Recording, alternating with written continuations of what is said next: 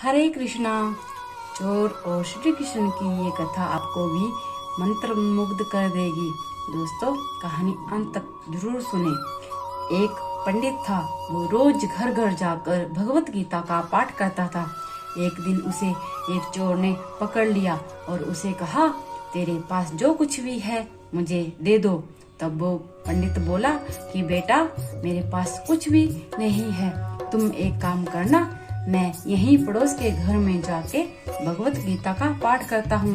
वो यजमान बहुत ही दानी लोग हैं। जब मैं कथा सुना रहा हूँगा, तुम उनके घर में जाकर चोरी कर लेना। चोर मान गया।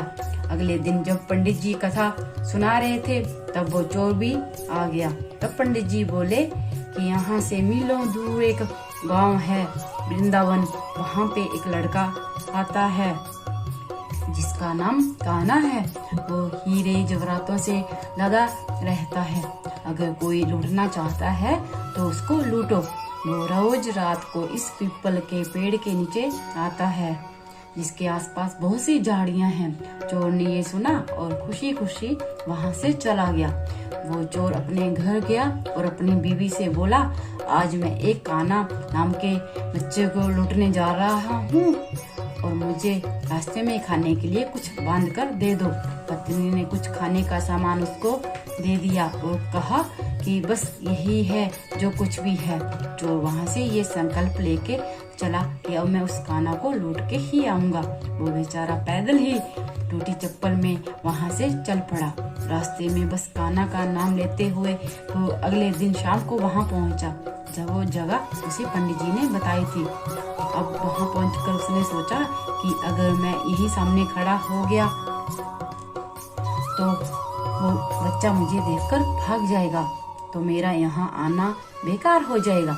इसलिए उसने सोचा, क्यों ना पास वाली झाड़ियों में ही छुप जाता हूँ। वो जैसे ही झाड़ियों में घुसा, झाड़ियों के कांटे उसे चुभने लगे।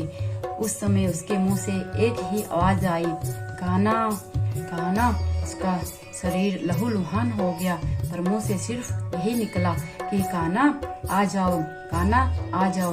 अपने भक्त की ऐसी दशा देख कर कान्हा जी चल पड़े। तभी रुक्मणी जी बोली कि प्रभु, कहाँ जा रहे हो?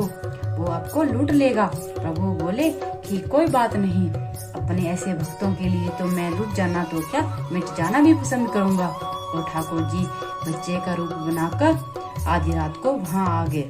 वो जैसे ही पेड़ के पास पहुँचे, चोर एकदम से बाहर आ गया और उन्हें पकड़ लिया और बोला कि ओ कान्हा, तूने मुझे बहुत दुखी किया है। अब ये चाकू देख रहा है ना, अब चुपचाप अपने सारे गहने मुझे दे दो। कान्हा जी ने हंसते हुए उसे सब कुछ दे दिया।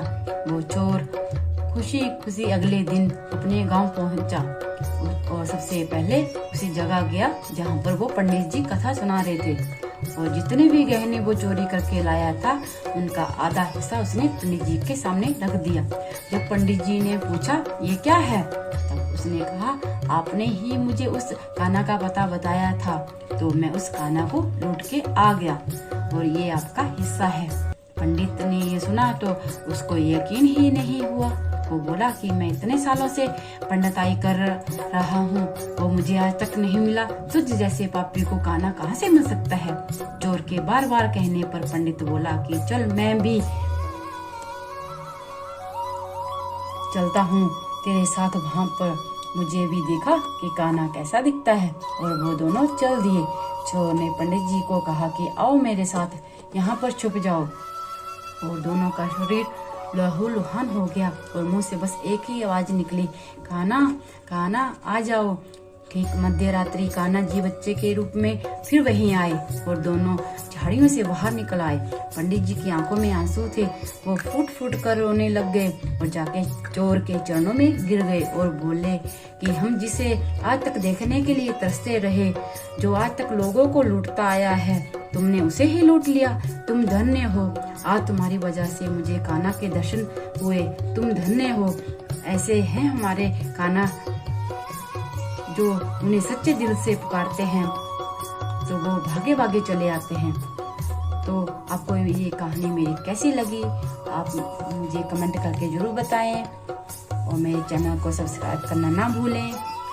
हरे कृष्णा, धन्यवाद।